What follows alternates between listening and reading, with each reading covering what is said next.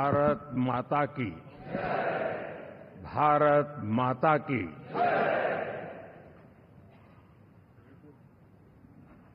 मैं सबसे पहले तो इस सभागृह में उपस्थित एनडीए घटक दलों के सभी नेतागण, नवनिर्वाचित सभी सांसदगण और हमारे राज्यसभा के भी सांसदगण, आप सबका हृदय से बहुत बहुत आभार व्यक्त करता हूं।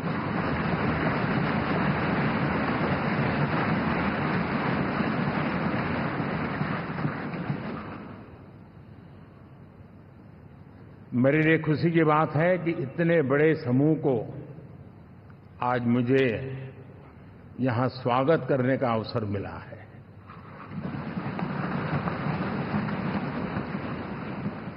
जो साथी विजयी होकर के आए हैं वे सभी अभिनंदन के अधिकारी हैं,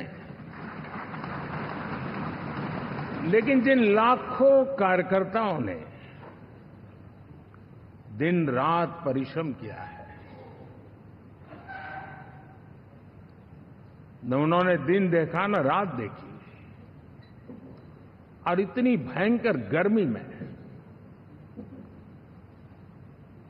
हर दल के कार्यकर्ता ने जो पुरुषार्थ किया है, परिश्रम किया है, मैं आज संविधान सदन के इस सेंट्रल हॉल से सर झुका करके उनको प्रणाम करता हूं।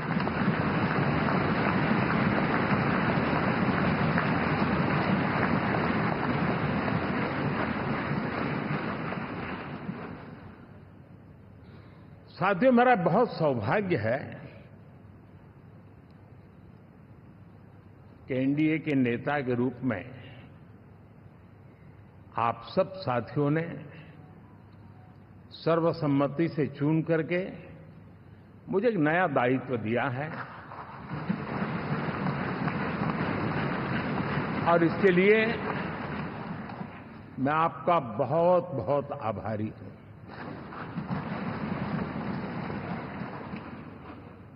व्यक्तिगत जीवन में एक मैं जवाबदारी का एहसास करता हूं।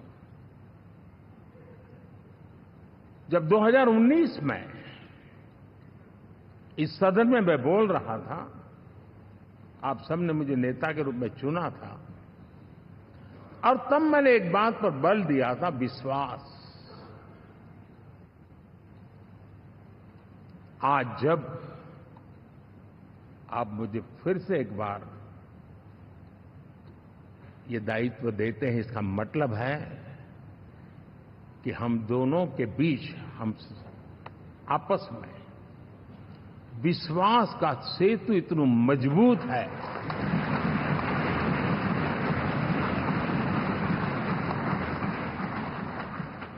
ये अटूट रिश्ता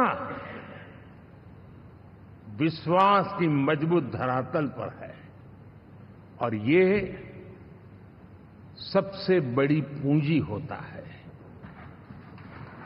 और इसलिए ये पल मेरे लिए भावुक करने वाले भी है, और आप सबके प्रति जितना धन्यवाद करूं उतना कम है।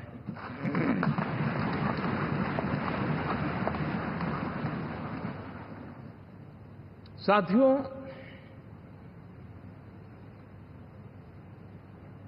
बहुत कम लोग इन बातों की चर्चा करते हैं, शायद उनको सूट नहीं करता होगा,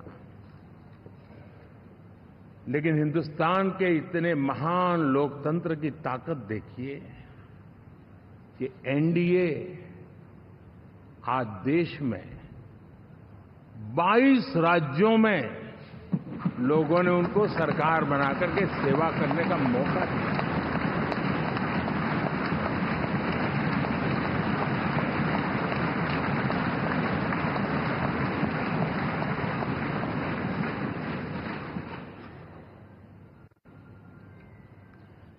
हमारा ये अलायंस सच्चे अर्थ में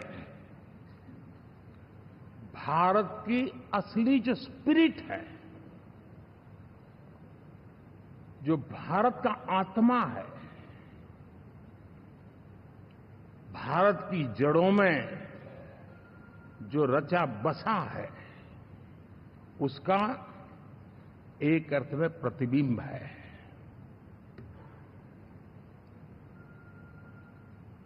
और मैं इसलिए कह रहा हूं कि थोड़ी नजर करें, हमारे देश में 10 ऐसे राज्य जहां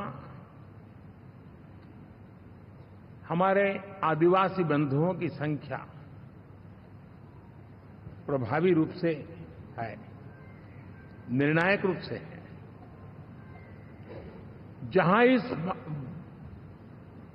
आबादी आदिवासियों की ज्यादा है, ऐसे 10 राज्यों में से 7 राज्यों में एनडीए सेवा कर रहा है।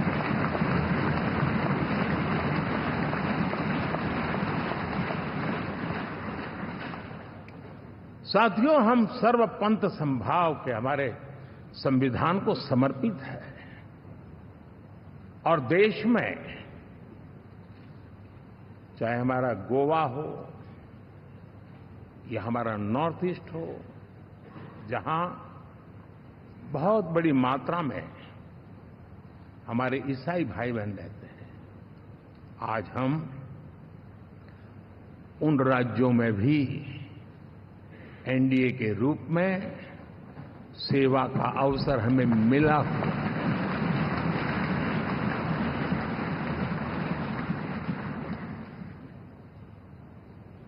साथियों, प्री पोल अलायंस हिंदुस्तान के राजनीतिक इतिहास में और हिंदुस्तान की राजनीति में गठबंधन के इतिहास में प्री पोल अलायंस इतना सफल कभी भी नहीं हुआ है जितना कि एनडीए हुआ है।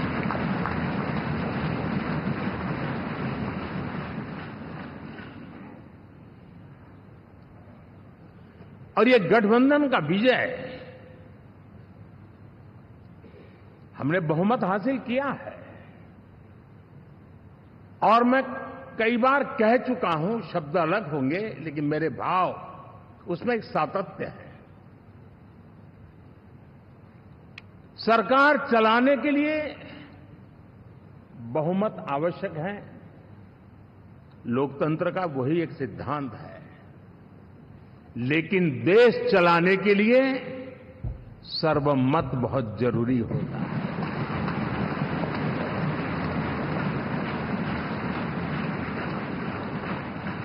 और मैं आज देशवासियों को यहां से विश्वास दिलाना चाहता हूं कि आपने जिस प्रकार से हमें बहुमत देकर के सरकार चलाने का सौभाग्य दिया है, ये हम सबका दायित्व है कि हम सर्वमत का निरंतर प्रयास करेंगे और देश को आगे ले जाने के लिए हम कोई कोर कसर नहीं छोड़ेंगे।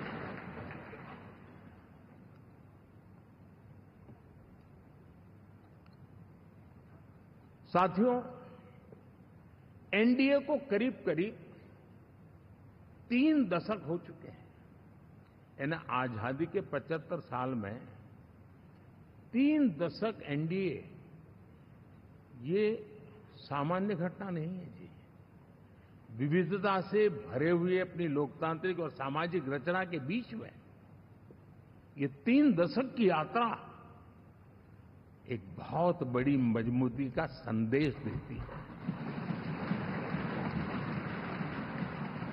और मैं आज बड़े गर्व के साथ कहता हूं कि किसी एक समय वो था कि संगठन के कार्यकर्ता के रूप में इस अलायंस का हिस्सा था, व्यवस्थाओं से जुड़ा रहता था और आज सदन में बैठ करके आपके साथ काम करते करते मेरा भी नाता इससे 30 साल का रहा है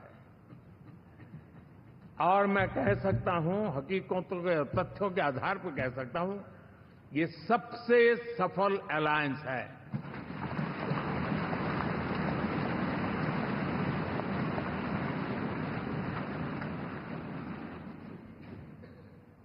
हम गर्व से कह सकते हैं कि 5 साल का टर्म होता है। इस अलायंस ने 30 साल में से 5-5 साल के 3 टर्म सफलतापूर्वक पार किए हैं और अलायंस चौथे टर्म में एंटर कर रहा है।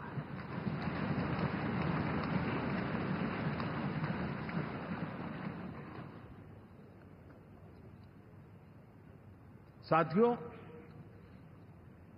इस बात को जो राजनीति के विशेषज्ञ हैं, अगर मुक्त मन से, मुक्त मन शब्द बहुत महत्व का है, वे सोचेंगे तो पाएंगे कि एनडीए ये सत्ता प्राप्त करने का या सरकार चलाने का कुछ दलों का जमावड़ा नहीं है। ये राष्ट्र प्रथम की मूल भावना से नेशन फर्स्ट के प्रति कमिटेड वैसा ये समूह है। और 30 साल का लंबा कालखंड शुरू में शायद असेंबल हुआ होगा, लेकिन आज मैं कह सकता हूं कि भारत के राजनीतिक व्यवस्था में एक ऑर्गेनिक अलायंस है।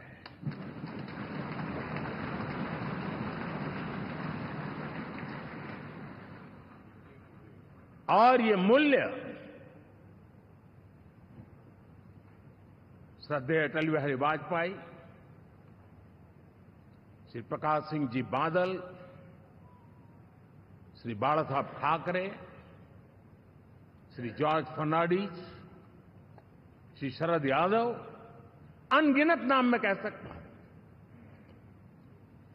इन लोगों ने जिस बीज को बोया था, वो आज भारत की जनता ने विश्वास का सिंचन कर करके उस बीज को वटवृक्ष बना दिया है।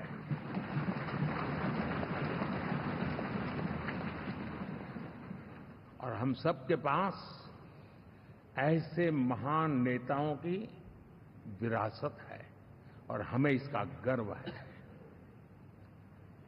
बीते 10 वर्षों में हमने एनडीए की उसी विरासत, उसी मूल्यों को लेकर के निरंतर आगे बढ़ने का और देश को आगे बढ़ाने का प्रयास किया है। जैसे मैंने कहा, मुक्त मन से राजनीति के विश्लेषक अगर विश्लेषण करेंगे तो देखेंगे कि एनडीए का जो लोग दिखते हैं ना, उसमें एक कॉमन चीज नजर आती है और वो है गुड गवर्नेंस। इन सबने अपने अपने समय में, अपने अपने कार्यकाल में जब जब जहां सेवा करने का मौका मिला है, गुड गवर्नेंस इस देश को दिया है। और इस प्रकार से एनडीए एक प्रकार से, एनडीए कहते ही गुड गवर्नेंस ये अपने आप पर्यायवाची बन जाता है। साथियों, हम लोगों के सभी के कार्यकाल में, चाहे मैं गुजरात में रहा हूं या बाबू हमारे आंध्र में रहे हो या नीतीश जी ने बिहार के लिए भरपूर सेवा की हो, हम सबके अंदर केंद्र बिंदु में गरीब का कल्याण केंद्रस्थ रहा है।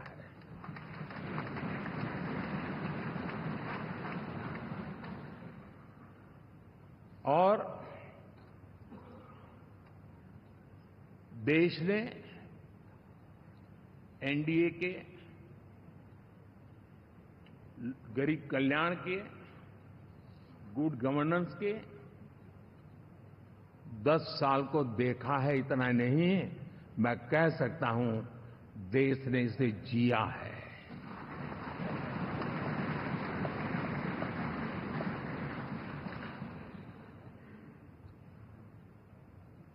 जनता जनार्दन ने सरकार क्या होती है, सरकार क्यों होती है, सरकार किसके लिए होती है, सरकार कैसे काम करती है, इसको पहली बार अनुभव किया है।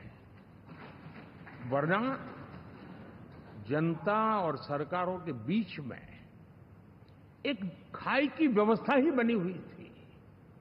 हमने उसको पाट दिया है। हमने सबका प्रयास का मंत्र देश को नई ऊंचाई पर ले जाने के लिए चरितार्थ करके देखा है। साथियों, एनडीए सरकार में हम अगले 10 साल में, मैं बहुत जिम्मेवारी के साथ कह रहा हूं, अगले 10 साल में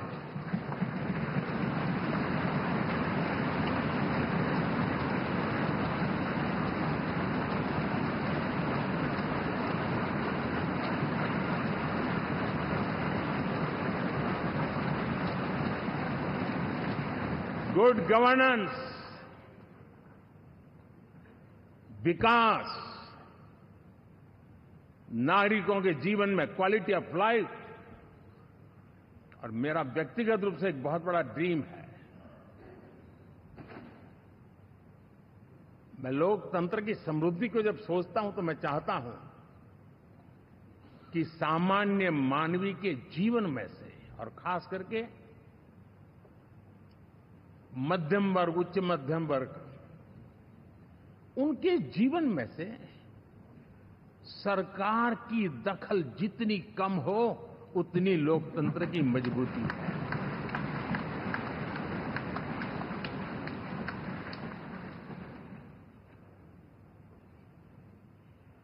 और आज के टेक्नोलॉजी के युग में बहुत आसानी से हम, वरना एक दिन में 10 काम हो तो 10 अलग अलग वो सारी चीजें मांगेंगे। हम बदलाव चाहते हैं। गुड गवर्नेंस का ये भी एक महत्वपूर्ण पहलू है। लेकिन हम विकास का नया अध्याय लिखेंगे, गुड गवर्नेंस का नया अध्याय लिखेंगे, जनता जनार्दन की भागीदारी का नया अध्याय लिखेंगे, और सब मिलकर के विकसित भारत के सपने को साकार करके रहेंगे।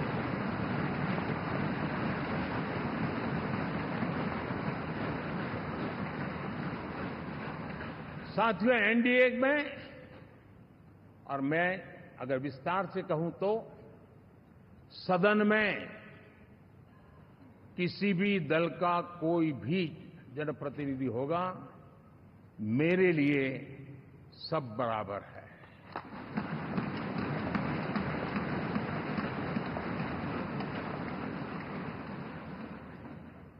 जब मैं सबका प्रयास की बात करता हूं तो मैं सदन में भी, चाहे वो लोकसभा हो या राज्यसभा हो, हमारे लिए सब बराबर है।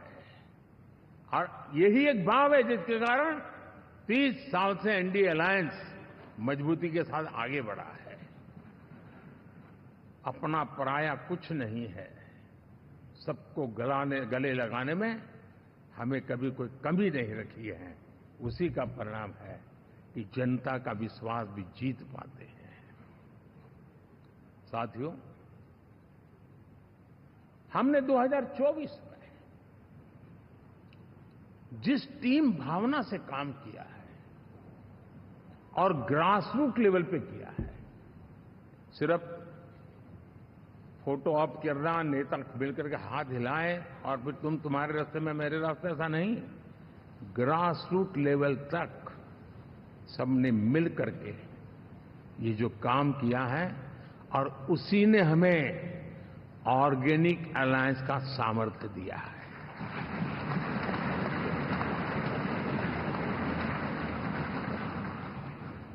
एक दूसरे का सहयोग किया है। हर किसी ने यही सोचा, जहां कम वहां हम। अगर कोई कमी है तो मैं आऊंगा, मैं मेहनत करूंगा, लेकिन तुम्हें कमी नहीं रहने दूंगा। जहां कम वहां हम, ये हर कार्यकर्ता ने जी करके दिखाया है, और तभी तो जीत आती है। साथियों, कभी कभी मैं कह सकता हूं कि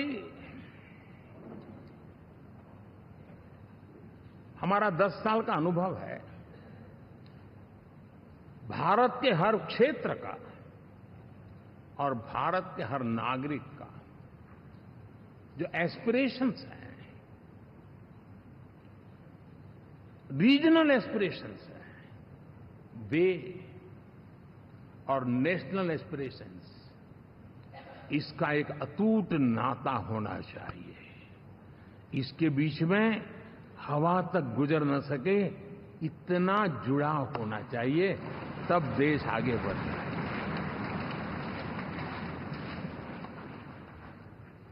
साथियों, इस चुनाव में मैं कुछ उल्लेख जरूर करना चाहूंगा, जो मेरी नजरिए से मैंने देखा है। दक्षिण भारत में एनडीए ने एक नई राजनीति की नींव मजबूत की है।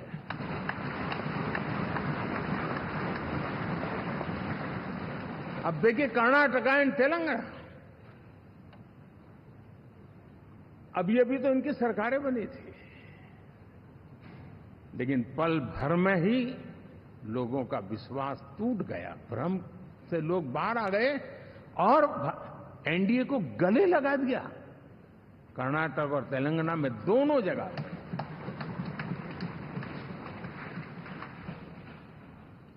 साथियों, तमिलनाडु, मैं तमिलनाडु की टीम को भी बधाई देना चाहूंगा, और वहां हमारा एनडीए समूह बहुत बड़ा भी है, और कईयों को पता था कि हम एक साथ एक सीट नहीं लड़ा पाएंगे, लेकिन इस लड़ाई में हम साथ रहेंगे। और मैंने बहुत से एनडीए के साथी तमिलनाडु में ऐसे हैं कि जिनका कोई उम्मीदवार नहीं था, लेकिन इस झंडे को ऊंचा रखने के लिए वो जी जान से जुटे थे।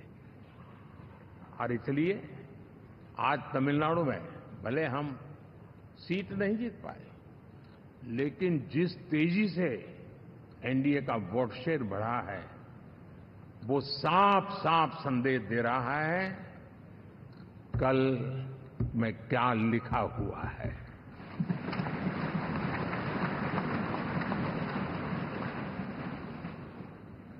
साथियों, पुडुचेरी हो, केरला, हमारे सैकड़ों कार्यकर्ताओं के बलिदान हुए हैं।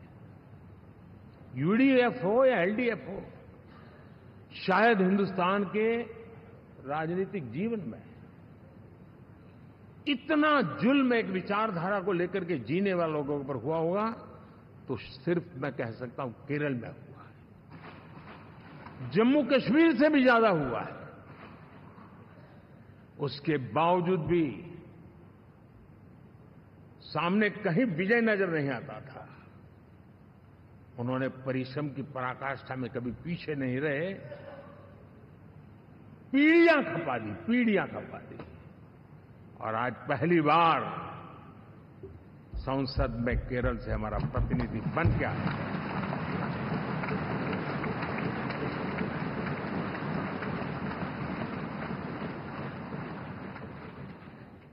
साथियों,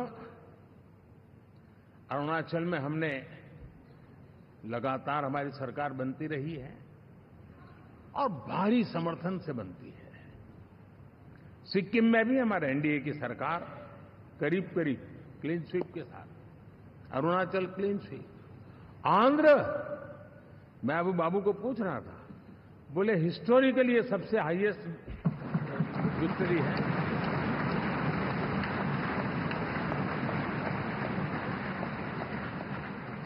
और ये जो यहां दिखता है ना, पवन, ये पवन नहीं, ये आंधी है।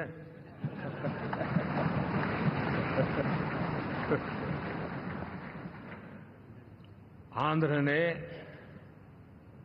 इतना बड़ा हमारे प्रति जनमत दिया है।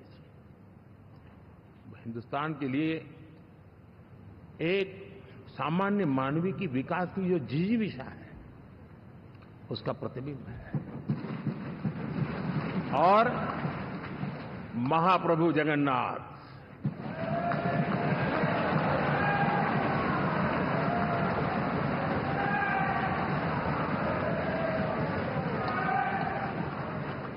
और मैंने अनुभव किया हमेशा। मैं हमेशा मानता हूं ईश्वर के अनेक रूप होते हैं, लेकिन जब मैं भगवान महाप्रभु जगन्नाथ जी को याद करता हूं तो मैं हमेशा मानता हूं ये गरीबों के देवता है।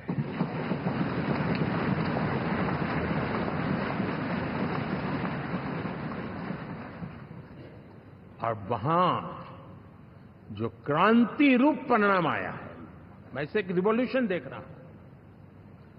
और मैं इसके साथ कह सकता हूं कि विकसित भारत का हमारा जो सपना है, आने वाले 25 वर्ष, पहले मैंने 10 साल कहा था, या मैं 25 साल कह रहा हूं, आने वाले 25 साल महाप्रभु जगन्नाथ जी की कृपा से उड़ीसा देश की विकास यात्रा के ग्रोथ इंजन पैकी एक होगा।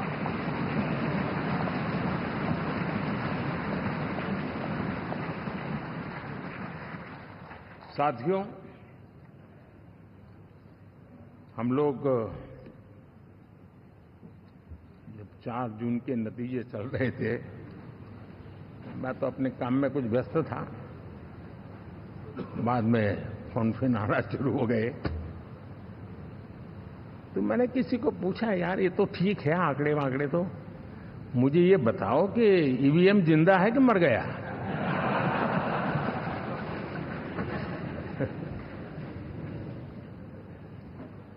क्योंकि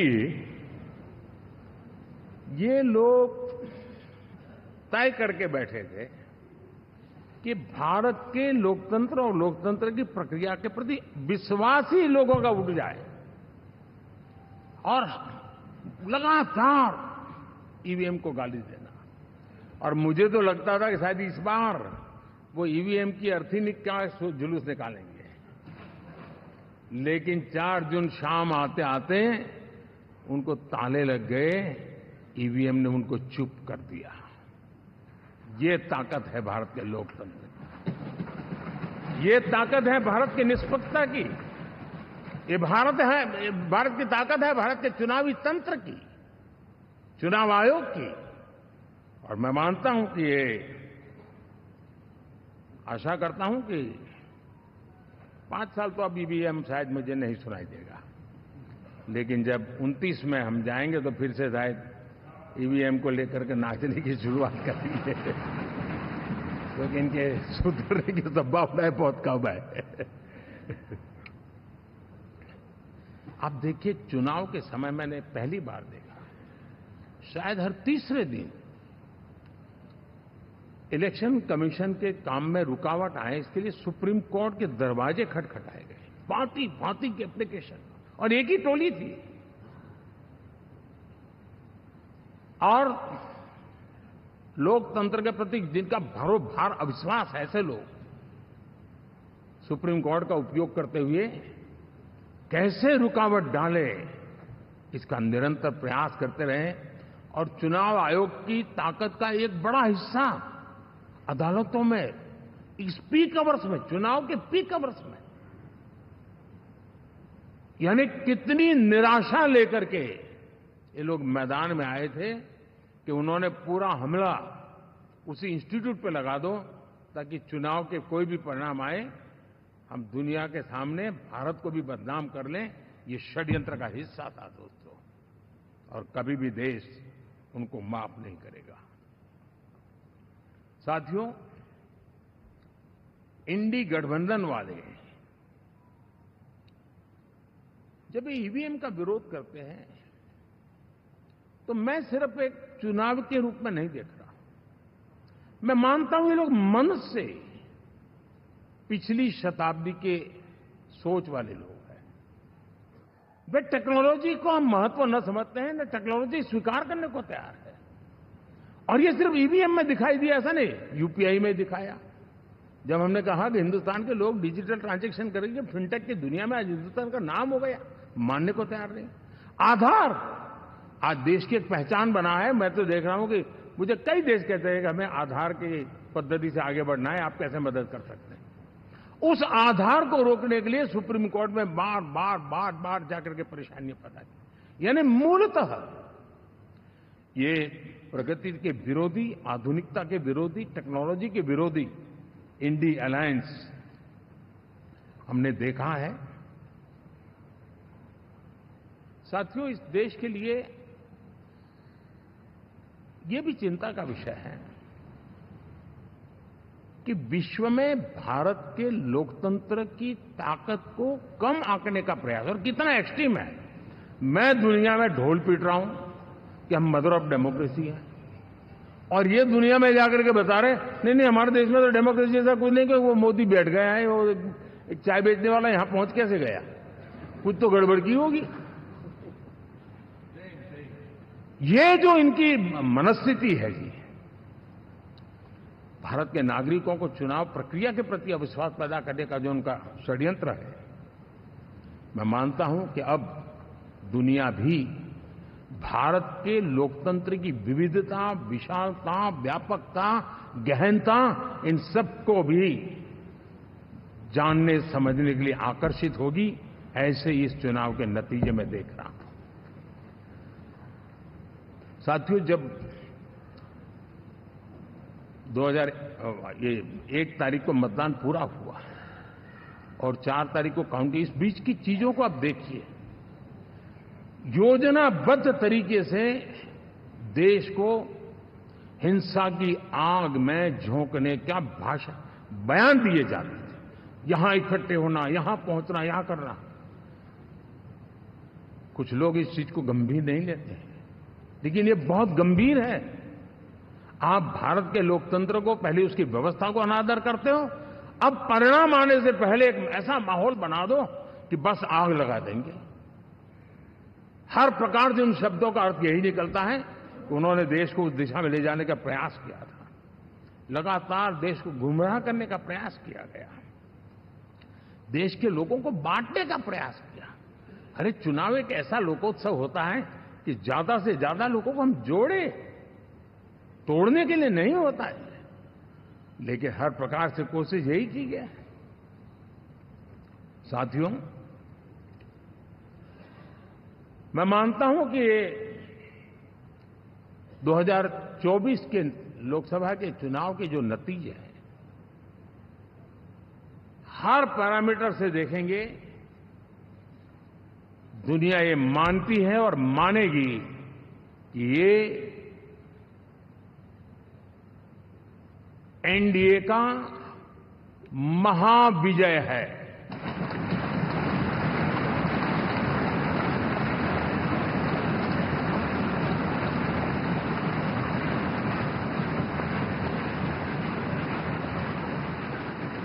और आपने देखा 2 दिन कैसा चला, जैसे हम तो हार चुके हैं, गए। सब चारों तरफ यही दिखता था, क्योंकि उनको अपने कार्यकर्ताओं का मोरल हाई करने के लिए ऐसे काल्पनिक परेड ये करने पड़ रहे हैं। और साथियों, गठबंधन के इतिहास में अगर आंकड़ों के हिसाब से देखें तो ये सबसे मजबूत गठबंधन की सरकार है।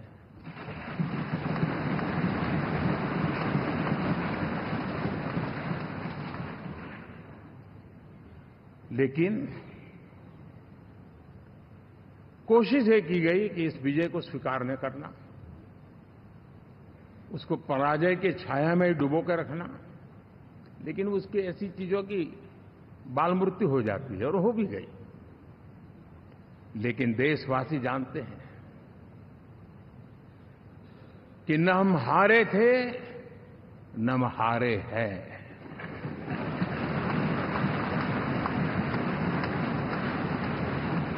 लेकिन 4 तारीख के बाद हमारा जो व्यवहार रहा है वो हमारी वो पहचान बताता है कि हम विजय को पचाना जानते हैं।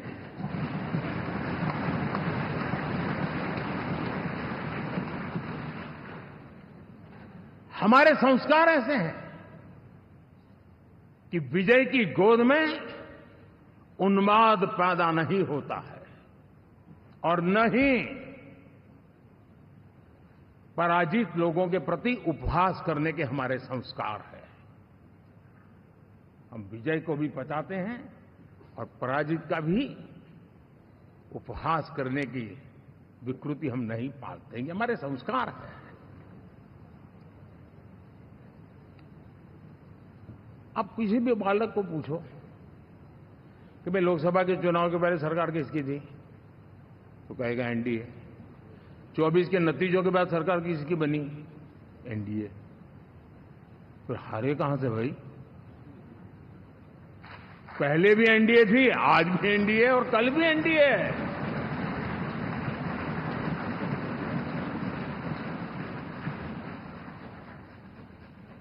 आप सोचिए 10 साल बाद भी कांग्रेस 100 के आंकड़े को नहीं छू पाई।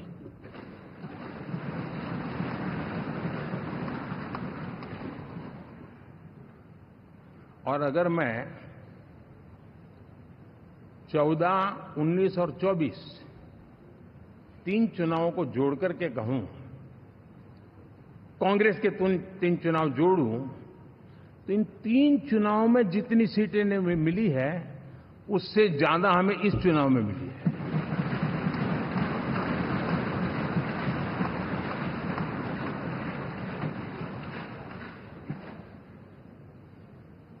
और मैं साफ देख रहा हूं साथियों, एनडीए वालों को अंदाज नहीं है। वे धीरे धीरे पहले तो डूब रहे थे, अब तेज गति से ये गर्त में जाने वाले हैं।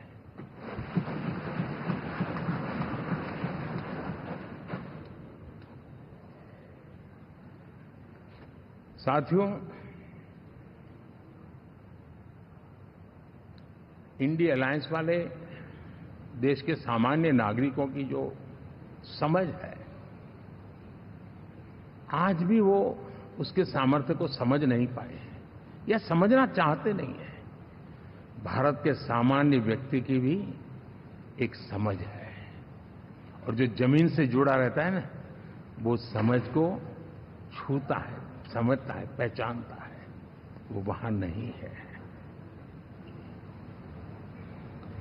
साथियों, इन लोगों का जो व्यवहार रहा है 4 तारीख के बाद, मैं आशा करता था कि वे लोकतंत्र का सम्मान करेंगे, लेकिन उनके व्यवहार से लगता है कि शायद उनमें ये संस्कार आए, इसके लिए हमें और इंतजार करना पड़ेगा। और तो मैं ज्यादा कुछ कह नहीं सकता। और ये वो लोग हैं जो खुद की पार्टी के पीएम का अपमान करते हैं, उसके निर्णयों को फाड़ देते थे। खुद की पार्टी को विदेशी मेहमान आ जाए तो उसके लिए चेयर नहीं होती थी। ये सारे दृश्य आपने देखे हैं। ठीक, और मैं समझता हूं कि इन सारी स्थितियों में से हम लोकतंत्र की मजबूती और जनता जनार्दन के प्रति आस्था, इसको हम, साथियों, लोकतंत्र हमें सबका सम्मान करना सिखाती है।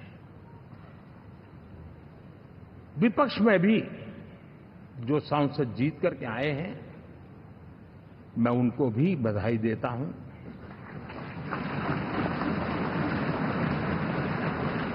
और मैं पिछले 10 वर्ष में एक चीज मिस कर रहा था कि debate, participation, quality of debate मैं मिस कर रहा हूं। लेकिन मैं आशा करता हूं कि अब इस नया जो सदन बना है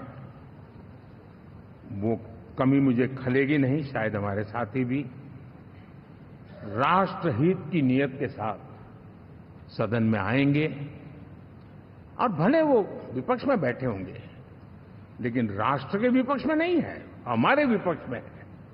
राष्ट्र में तो हम सब एक ही दिशा में हैं।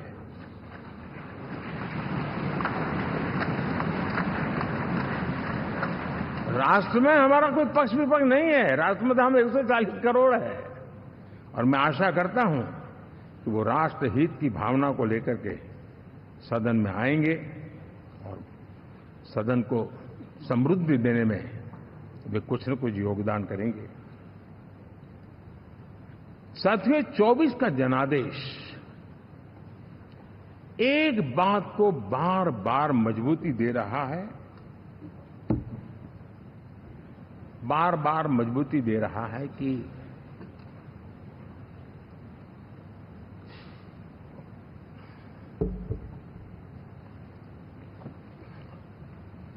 देश को आज के वातावरण में सिर्फ और सिर्फ एनडीए पर ही भरोसा है।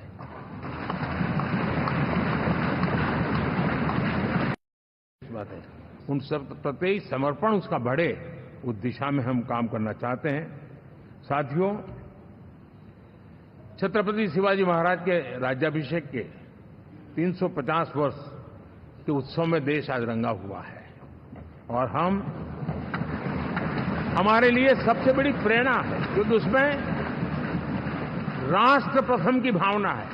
छत्रपति शिवाजी महाराज को याद करते ही राष्ट्र प्रथम की भावना हमें मजबूती देती है और इसलिए हम देश में इसी एजेंडा को आगे रखते हुए और जब इसी समय 350 साल का पर्व आया है तो हमें अपनी पॉलिसी और परफॉर्मेंस और सामान्य मानवीय का जीवन बेहतर करना है, उसमें जरा भी विलंब नहीं करना है। साथियों, विकास की सारी तैयारियां, रोड मैप लेकर को हम चलेंगे ही, चल रहे हैं, लेकिन साथ साथ हम नए नए सांसद आए हैं, कुछ पुराने सांसद हैं, कुछ ज्यादा अनुभवी सांसद भी हैं। आप देखते हैं कि इन दिनों पिछले 2 दिन से आप टीवी पे देखते होंगे, एक भी सच्चाई मुझे उसमें नजर नहीं आई। कोई ये कह रहा है, कोई वो कह रहा था, सब मैंने कहा भी जरा पूछो तो ये जानकारी लाते कहां से, गपगोले चला रहे, किसी के खाते में कुछ भी डाल करके चल रहा है। तो मतलब ये थोड़े दिन, क्योंकि 10 साल से ऐसे अवसर नहीं मिले हैं, तो शायद ये उबाल जरा ज्यादा रहेगा। लेकिन आप मान के चलिए जी, ऐसे लोग कोई पहुंचेंगे, बस साहब मेरा अच्छा संबंध है, मंत्री में आपका नंबर कर सकता हूं, आया, हमें भी पता नहीं होता यार, हो सकता है मिनिस्टर बनने का ये रास्ता होगा तो हम भी गलती से उसका हाथ पकड़ लेते हैं और वो पता नहीं वो किस खाई में डुबो देता है।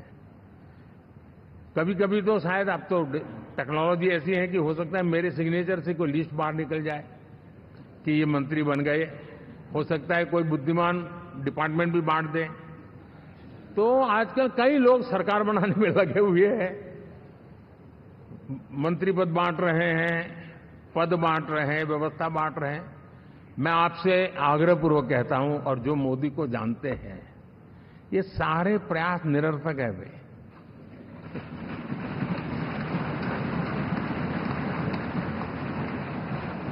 आप भी किसी का फोन आ जाए तो 10 बार वेरीफाई कीजिए कि जिसने फोन किया है वो सचमुच में अथॉरिटी है। अदरवाइज कोई भी क्या, भाई आपका नाम हो गया है, सुबह परिवार को बुला लीजिए, शपथ समारोह में आना है, हो गया।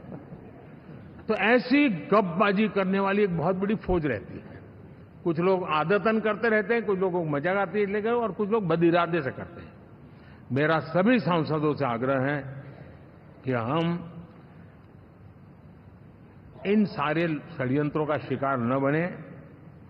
दूसरा, हमारे जो इंडिया अलायंस वालों ने इस चुनाव में फेक न्यूज में एक्सपर्टाइज कर लिया, डबल पीएचडी कर लिया उन्होंने, वो शायद इसका भरपूर उपयोग करेंगे। हम कृपा करके इन चीजों से दूर रहें, अफवाहों से दूर रहें। ये जो टीम बैठी है, वो अनुभवी टीम है, मुझे भी सही सलाह देने वाली टीम है और इसलिए टीम मिलकर के बहुत सही निर्णय करने वाली है। कृपा करके ब्रेकिंग न्यूज के आधार पर देश चलेगा नहीं, ये मान के चलिए।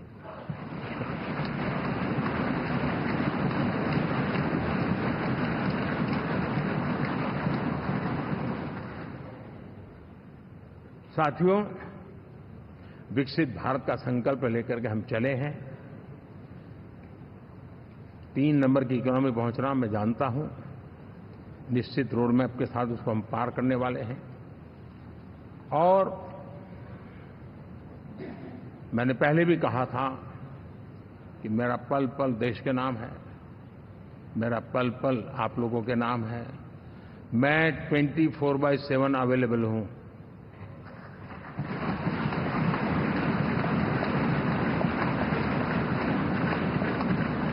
हमें मिलकर के देश को आगे बढ़ाना है। फिर से एक बार आप लोगों ने मुझ पर जो विश्वास जताया है, जो प्यार दिखाया है और जो समर्थन दिया है, वाकई मैं मानता हूं भारत के लोकतंत्र की एक बहुत बड़ी ताकत है। मैं जितना आपका आभार व्यक्त करूं उतना कम, और मैं विश्वास दिलाता हूं कि मैं आपकी आशा अपेक्षाओं को पूरी करने में, परिश्रम करने में कोई कमी नहीं रखूंगा।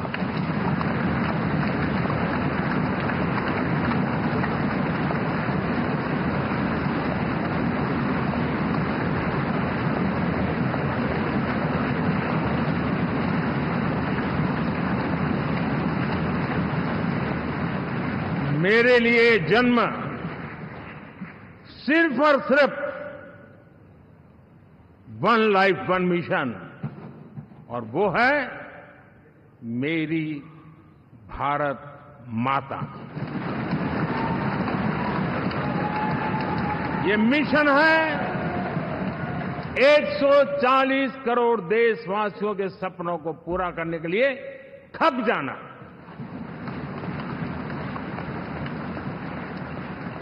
ये मिशन है 140 करोड़ देशवासियों को 1000 साल की मुसीबतों से जो गुजरी हुई पीढ़ी दर पीढ़ी है, उसे मुक्ति दिला करके सम्मान के साथ विश्व में मेरा हर देशवासी दुनिया उसे देखे तो उसका मन कर जाए, काश ये हिंदुस्तान का है, अरे नजर मिल जाए तो अच्छा होगा। ये मैं स्थिति पैदा करना चाहता हूं। उसका मन लालायित होना चाहिए, हिंदुस्तानी है, अरे यार जरा हाथ मिला लूं, कुछ एनर्जी मुझे भी आ जाए। मैं देश को इस ऊंचाई पे ले जाना चाहता हूं। और साथियों, मुझे पक्का विश्वास है आपका साथ, आपका सहयोग, आपका अनुभव बहुत बड़े परिणामों की संभावनाएं लेकर के आया है। लोकसभा का ये गठन उन सभी आकांक्षाओं को पूरा करेगा। मैं फिर एक बार आप सबका हृदय से बहुत बहुत धन्यवाद करता हूं।